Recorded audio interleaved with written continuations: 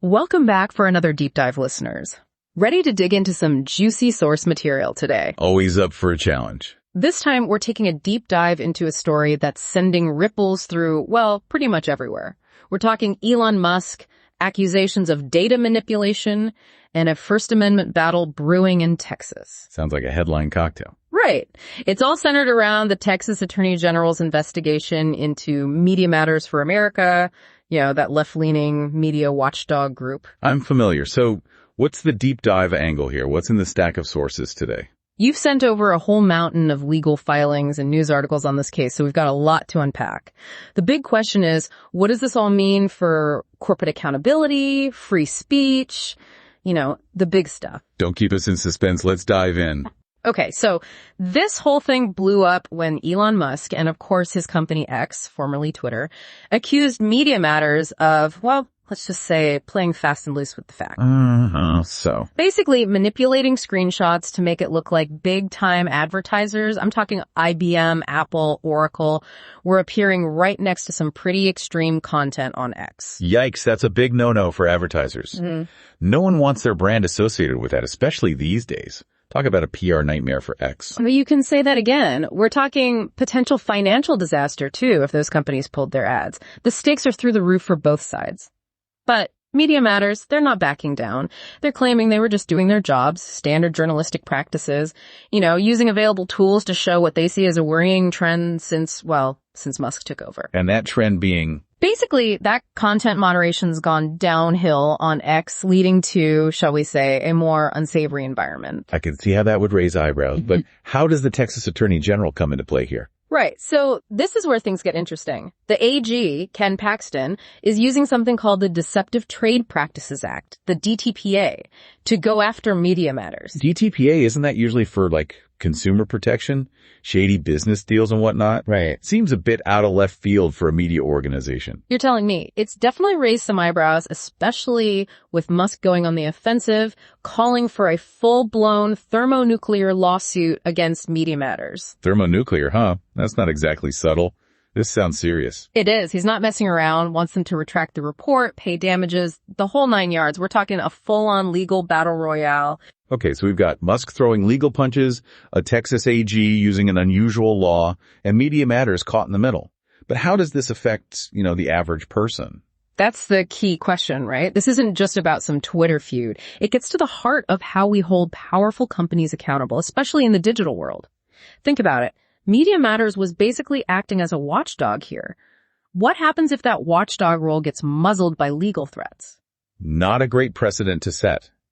Makes you think twice about speaking out against anyone with deep pockets and powerful lawyers. Exactly. And that's something we're going to dig into deeper. But there's another layer here, this whole DTPA angle. Using a consumer protection law to target a media outlet for reporting, that's got some legal experts worried. They're saying this could set a dangerous precedent, scare off investigative journalism, and basically put a chill on free speech. Put yourself in their shoes for a second. You're a journalist. You've got this bombshell story about a major corporation. You've dotted your I's, crossed your T's. But in the back of your mind, there's this fear, right? What if this company with all its lawyers and money decides to come after you? Yeah, that's a pretty intimidating thought. No one wants to be on the receiving end of that kind of legal firepower. And that kind of fear, it can silence important voices, important stories before they even have a chance to be told. Exactly. That's the whole chilling effect everyone's worried about. Yeah. And it's not just hypothetical. It's playing out in courtrooms right now, like this case with Judge Mehta. Right. The judge who hit the pause button on Paxton's investigation. Exactly. And remember what he said. The potential impact on Media Matters' First Amendment rights. Profoundly chilling. Yeah. Profoundly chilling. Those are strong words coming from a judge. It's not just some local Texas thing anymore. This has national implications. Oh, absolutely. And it gets even more interesting. Remember we talked about Texas using the DTPA? Well, guess what? Texas isn't the only one. Missouri's Attorney General is taking a page out of the same playbook, launching their own investigation into Media Matters. Wait, seriously? 2 different states, same unusual legal tactic, both going after Media Matters. It makes you wonder if there's some kind of coordinated effort happening behind the scenes. Right. And that just adds another layer to this whole free speech debate. Because if this is part of a pattern, a way to target organizations with certain viewpoints, well, that's a pretty slippery slope. It is. But let's circle back to Musk for a second. He's not just sitting back and letting this happen. Remember that thermonuclear lawsuit he was talking about? Oh yeah, the legal equivalent of dropping the mic. What's the latest on that? He's going full steam ahead. Claims Media Matters has done some serious damage to X. Wants them to pay up, basically. Well, he is a billionaire. He can afford to play hardball in court. And that's the point, isn't it? Most people, most organizations don't have those kinds of resources. They can't afford to fight a legal battle like this, even if they're in the right. So even if Media Matters wins in the end, the cost of fighting back, the time, the money, the stress, it could be enough to make other watchdog groups think twice. Exactly. And that's why this whole thing is being watched so closely. Not just about Musk and Media Matters, it's about the bigger picture. How do we handle corporate power in the digital age? How do we protect free speech when the playing field feels so uneven? These are the questions we need to be asking. Big questions, for sure. And speaking of big questions, before we get too deep into that, let's take a quick break to hear a word from our sponsor.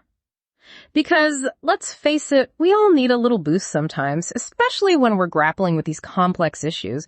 It really makes you think about, like you said, who has the upper hand in these situations. I mean, you've got Elon Musk, a guy with, let's be honest, almost unlimited resources, going up against Media Matters, which relies on, donations? Public support. It's a classic David and Goliath story, isn't it?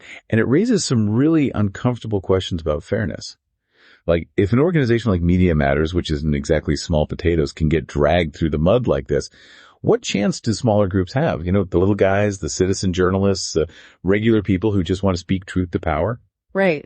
It's intimidating to even think about. And it all goes back to that concentration of power we were talking about. Yeah. The more influence these tech giants have, the harder it becomes to hold them accountable. And that's where this case goes way beyond just Musk and Media Matters, right? Yeah. It's about the health of our democracy. Yeah. Can we have a functioning democracy if people are afraid to speak out against powerful interests?